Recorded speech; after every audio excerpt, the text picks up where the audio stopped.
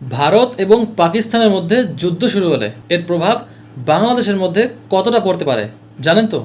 আশঙ্কা কিন্তু অনেকটাই রয়েছে। দুই দেশের মধ্যে বড় ধরনের কিছু একটা হতে চলেছে, কারণ দুই দেশই ভেতরে ভেতরে পুরোপুরি প্রস্তুতি নিয়ে বসে আছে। এবং গত 2-3 দিনের মধ্যে আপনারা অনেকেই হয়তো দুই দেশের পক্ষ থেকেই এ বক্তব্য শুনেছেন যে আর কোনো ধরনের কোনো ছাড় নয়, অতিরিক্ত একটা কিছু করলেই অমনি শুরু হয়ে যাবে। দর্শক, আমরা জানি উভয় দেশই পরমাণু দিক থেকে, যুদ্ধের শক্তিশালী দিক থেকে তারা উভয়ই অনেকটাই এগিয়ে।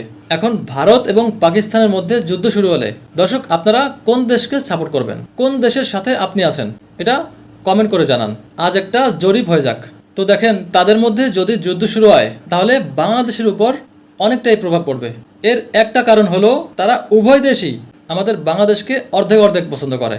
এর মানে হলো আমাদের দেশের মধ্যে অর্ধেক হলো পাকিস্তানপন্থী এবং অর্ধেক হলো ভারতপন্থী, এবং তারাও সেই চোখেই দেখে। ধরেন, পাকিস্তান আমাদের পুরো বাংলাদেশকেই কিন্তু মন থেকে ভালোবাসে না, এবং ভারত তারাও আমাদের বাংলাদেশকে মন থেকে পুরো দেশটাকেই পছন্দ করে না। এখন এটা একটা কারণ। এ বিষয়টি আমি আর একটু বিস্তারিত বললে আপনারা পুরোপুরি বুঝতে পারবেন, তবে অনেকটাই সময় লাগবে, ভিডিওটি অনেক লম্বা হয়ে যাবে। যার কারণে আমি এটুকুই বললাম।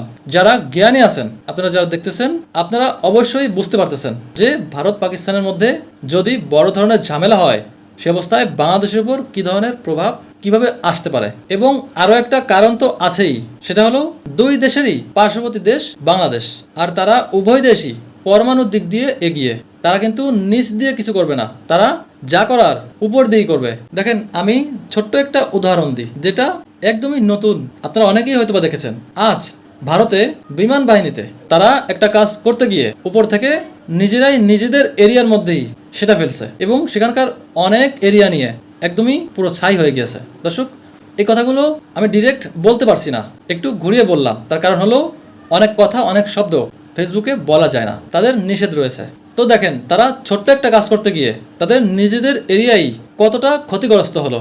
তো যখন দুই দেশের মধ্যে শুরু হয়ে যাবে, তখন কিন্তু তাদের মাথা একদমই ঠিক থাকবে না। দর্শক, এবং আরও একটি বিষয় যেটা দেখে আমি একদমই মর্মাহত হয়েছি, আমি এই নিউজটি জানার পর থেকেই কোনোভাবেই এটি মিলাতে পারছি না।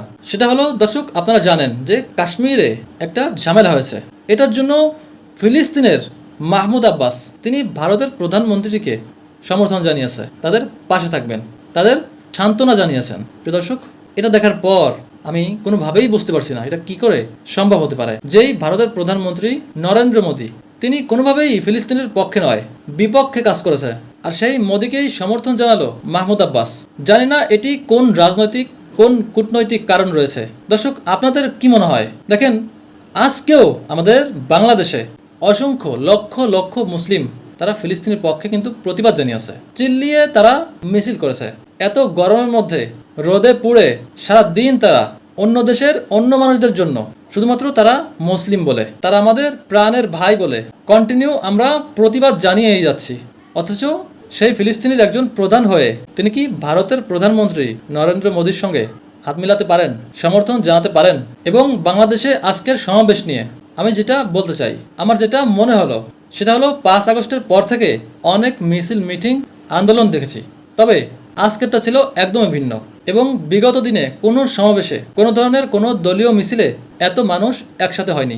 জানি না এখানে কোন কোন দলের, কোন কোন পন্থীর লোকজন ছিল, তবে সকলেই কিন্তু মুসলিম।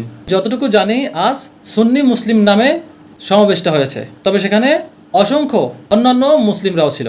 আর আজকের সমাবেশটা ছিল একদমই পরিপাটি, যেটা আগের থেকে একদমই ভিন্ন। এর আগে কয়েকটা সমাবেশে আমরা অনেকগুলোই উলটপালট কর্মকাণ্ড দেখেছি, অনেক দোকানপাট লুটপাট হতে দেখেছি, এবং ছোটোখাটো জ্ঞানজাম তো ছিলই। তো সেসবের তুলনায় আজ অনেক পরিপাটি ছিল। তো দর্শক, সবশেষে এটাই বলতে চাই, পাকিস্তান এবং ভারতের মধ্যে কোনো ধরনের কোনো কিছু না হোক, এটাই হলো মেইন প্রত্যাশা। তারপরেও যদি হয়ে যায়, তাহলে আমাদের দোয়া করা ছাড়া কোনো কিছুই করার নাই।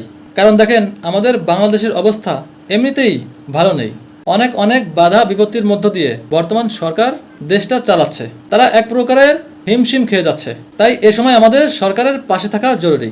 দেখেন, একটা দিক বলি, বর্তমানে বিদ্যুৎ কিন্তু প্রচুর পরিমাণের সংকট, গ্রামে গঞ্জে সব জায়গাতেই লোডশেডিং হচ্ছে। দর্শক, আপনাদের এলাকায় লোডশেডিং হয়েছে কিনা জানাবেন। এবং কয়েকটা নিউজেই দেখলাম ঢাকায় মেট্রো রেল বন্ধ রয়েছে বিদ্যুৎ সংকটের কারণে। এটা কিন্তু বর্তমান সরকারের জন্য খুবই লজ্জাজনক। তো এই বিদ্যুৎ সংকটের আরও একটা কারণ হলো ভারত থেকে যে বিদ্যুৎটা সরবরাহ হতো বাংলাদেশের জন্য সেটা এখন পুরোপুরি বন্ধ। দর্শক, আমরা জানি আদানির বিদ্যুৎ পাওয়ার একদম সকল ইউনিট বন্ধ করে দিয়েছে, এবং আরও একটা সেক্টর নিত্য প্রয়োজনীয় জিনিস সেগুলোরও কিন্তু বর্তমানে দাম বেড়েই চলেছে। তো এই সমস্ত কিছু বিবেচনার পরে আমাদের বাংলাদেশের সকল জনগণের সমস্ত দিকগুলো সাইডে রেখে সর্বপ্রথমেই আমাদের বর্তমান ইউনূস সরকারের পাশে থাকা, এটা হলো আমাদের সাধারণ জনগণদের প্রথম কাজ। তো আজ এ পর্যন্ত। আমার কথাগুলো যদি ঠিক মনে হয় আপনারা বলবেন, এবং ভুল কিছু বললে সেটাও বলবেন। সবাই ভালো থাকবেন, সুস্থ থাকবেন। Bye bye.